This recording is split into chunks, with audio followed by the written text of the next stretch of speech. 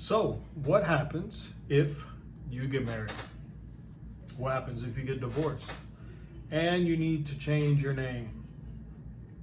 You want to make sure on the 3 credit bureaus, Equifax, Experian, TransUnion, you want to make sure that they have your updated name. Why? Because now you've changed your name on your social, on your driver's license, right? It should, but it doesn't always automatically update for the 3 credit bureaus.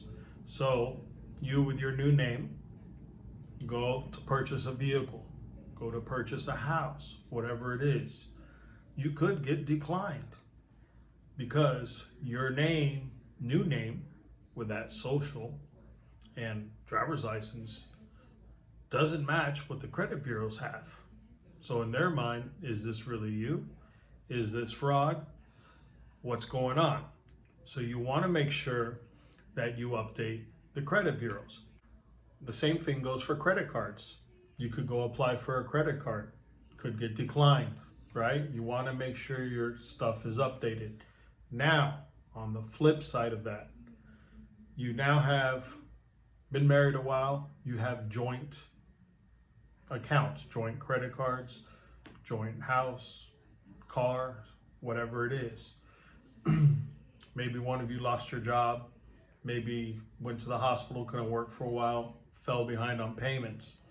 So now you have late payments on your credit, charge-offs, collections, whatever it is.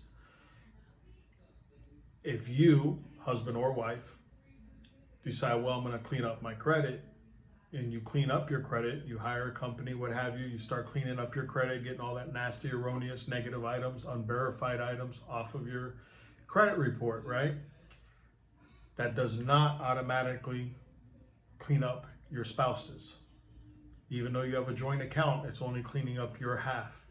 Your spouse will have to do the exact same thing in order to clean up their credit report. So remember that one person, just because you're married, one person cleans up theirs, it does not automatically clean up the stuff that's on your spouse's. Even if it's a joint account, you both will have to do the exact same thing. On the flip side of that, if you have a joint account and one of you has not so great credit and the other one has great credit, and you're making the payments on that card, it will help the person with the lesser credit. It'll help build them up. So there is a flip side to that. You can hurt each other by not paying it, or you can help each other by paying it and help the person with the lesser credit, if that makes sense.